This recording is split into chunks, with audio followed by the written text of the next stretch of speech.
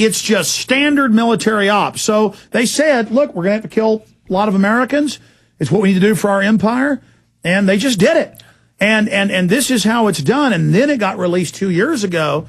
Rumsfeld, with the top generals, the retired generals who were lying and saying we weren't on Pentagon payroll, and turned out they were, the advice for all the news channels that are basically CIA run, going, Rumsfeld, minus a major terror attack, 9/11 sure helped us. We need another one. And they go, yeah, I know what you mean. We need that, don't we? They almost say they did it on tape.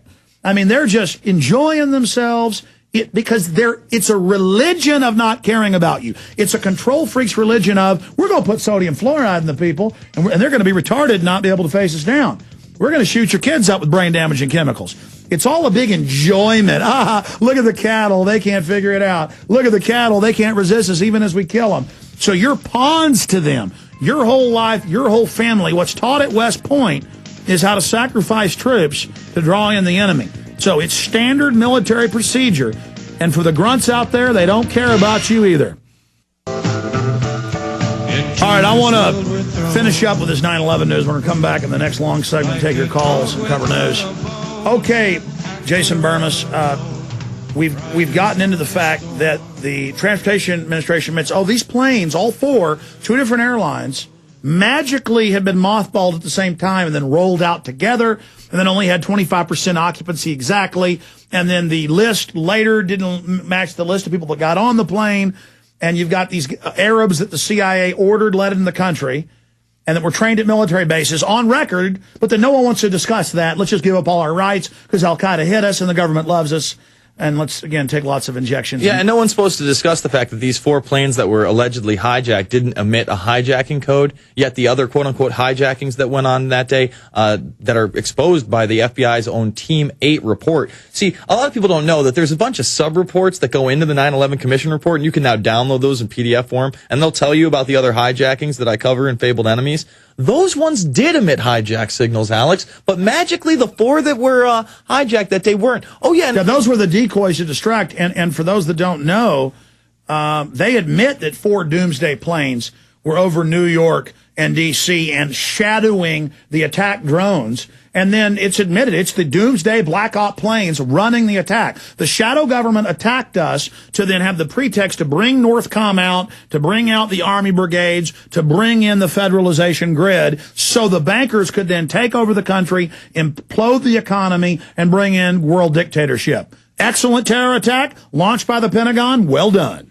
And, that gentleman who was on the line before talking about American Airlines and United not losing a plane, well, it is interesting. If you actually sit down and listen to the NORAD tapes instead of just, relying on what the mainstream media and the liars told you at the 9/11 Commission. We actually have a commissioner now writing a book saying everything that NORAD said was a lie. I think Philip Shannon is the one that did that. But we're almost out of time.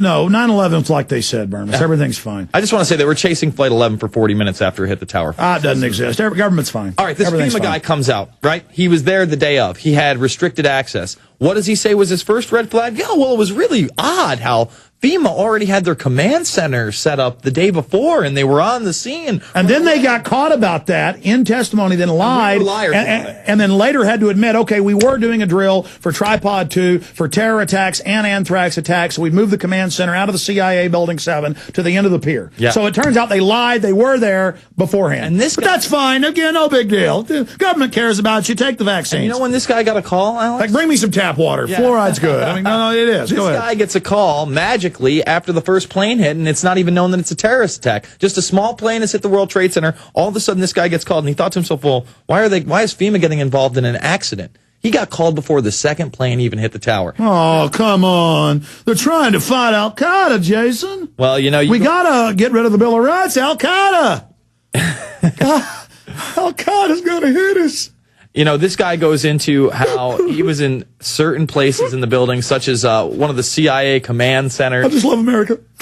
And the documents are mysteriously gone. The safes aren't there. It looks like they might have moved some documentation out beforehand. And he's literally says he's got all this video that he can't even go and find all the anomalies himself. And he openly talks and alludes to not only the controlled demolition. Well, he should immediately just load it all to YouTube channels. Because he's saying they're after him. He's crazy if he doesn't put this out. Yeah, I hope he's that technologically savvy. You'd think being a videographer for FEMA under an official capacity, this is yet Another FEMA whistleblower. We have all the firefighters and police and black boxes and bombs going off and firefighters going, it was molten metal like a slag heap. And I can cut an article at a New York Newsday from 5 days after the attacks where Peter Bakersky, the head of FEMA in New York, cops to the fact that there are temperatures of 2,700 degrees at the World Trade Center. We don't have to believe him. Doesn't exist. We have the NASA photos. Oh, I know. Oh, people tell me the NASA photos are doctored, and those are only heat surface temperatures, so they're not. And Northwoods isn't real. Yeah. It doesn't matter if ABC News and Baltimore Sun report. And Pataki and Giuliani didn't go on television and before the commission. And the U.S. government didn't. There's not a 2004 Army manual how to stage terror attacks. No, none of it exists, Alex. It's all unicorns and fairy tales, apparently.